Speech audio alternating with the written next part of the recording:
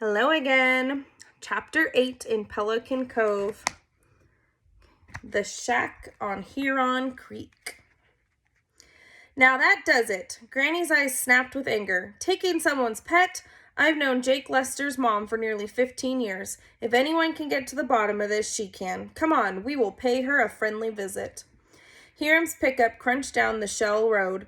Granny and Hiram sat in the front. Paul, Elizabeth Ann, and Jimmy in the back of the truck braced against the cab. Don't worry, Elizabeth Ann said. We'll find him.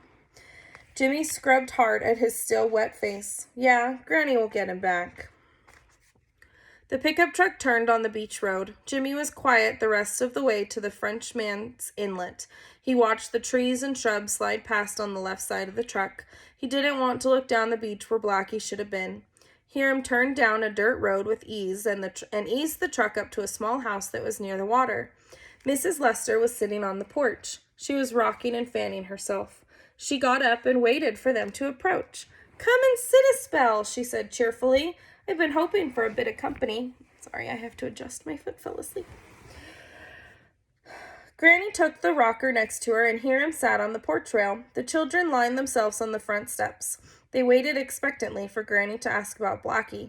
But instead, Granny mentioned the storm. The two women fell into a discussion about the weather, and the children stared in amazement. They wiggled on the hard steps. Hiram glanced down at them. A slight shake of his head was enough to stop Elizabeth Ann and Paul from speaking out, but not Jimmy. Each of the children was introduced in turn. Granny left Jimmy for last. Mrs. Lester looked over him with shrewd eyes.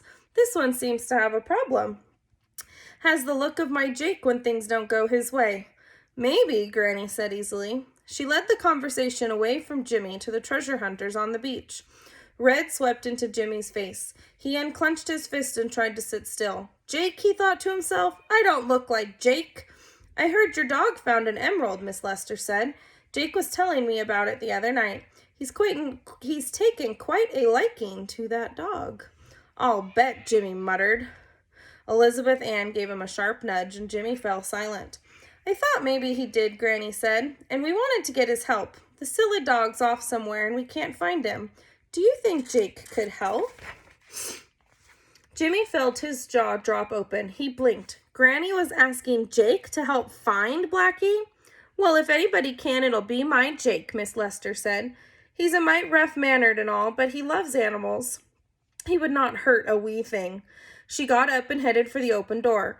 He'll be home in a few minutes. You just set yourself right there and don't stir yourselves. I'll get you some of my banana nut bread, freshly baked this morning. Jimmy was still licking the crumbs and melted butter off his fingers when he looked up and saw Jake. The man was striding up the path to the house. Jimmy froze. The plate slid out of his lap and it landed on the grass with a dull thud. Here he is now, Mrs. Lester said. These folks came to see you, Jake. Jake took off his hat when he saw Granny. Ma'am, and he nodded to the others. What can I do for you? He stopped in front of Jimmy. The boy found himself staring at muddy boots and at a length of faded denim. He started to rise. A swift pinch from Elizabeth Ann kept him rooted to the steps. These folks lost a dog, Miss Lester said. They were hoping you might help find him. Jake Lester glanced down at Jimmy. You mean that old black dog? The one that found Pegleg's treasure? Jimmy nodded. He shrank back as the big man knelt in front of him. Hey, son, Jake said. I lost a dog once.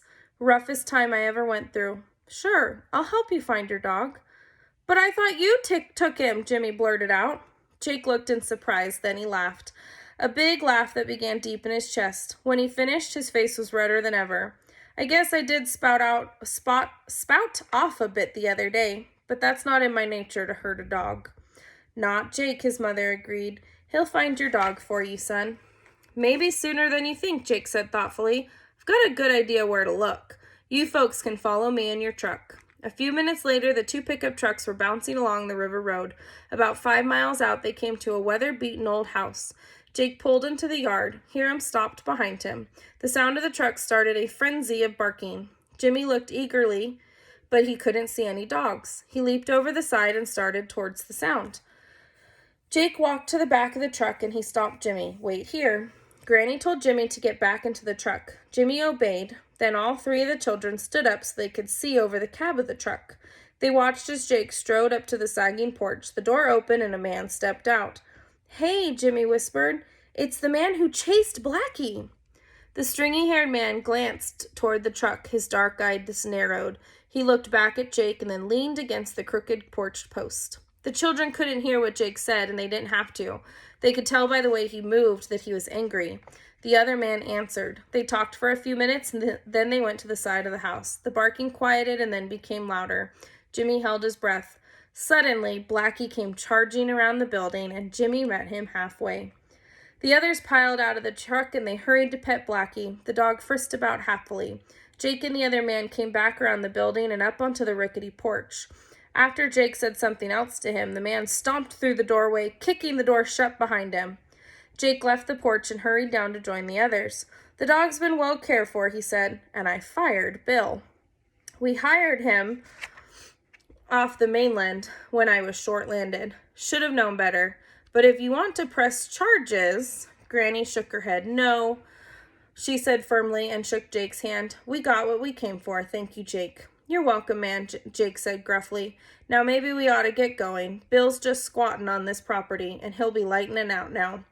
Hiram hustled them into the truck and backed out. All the way home, the children sang at the top of their lungs. When they reached Land's End, Jimmy stopped beside Granny. "Thank you so much. You were great."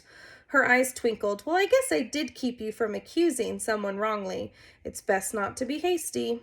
Jimmy gave her an embarrassed look. "Yes, ma'am. I'll get the facts first next time. Just remember the folks on this island may have a touch of treasure fever, but they're still our friends.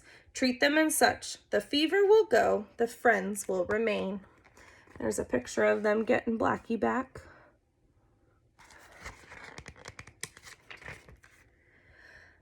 "Then it's all right to go back to our search?" Elizabeth Ann asked. "Fine, but..." Granny hesitated. "It won't hurt to take precautions. I trust our friends. I don't trust any man who would take a dog." And that's it for chapter 8. So we were kind of wrong about Jake, huh? So on this page, it's called the Jake mistake. And you're going to circle the things that actually are true about Jake, even though the book kind of led us to think differently because it's a mystery and we don't know everything about everyone yet. We now know Jake's true character. So I hope you've enjoyed this today. So we will see you tomorrow for chapter 9.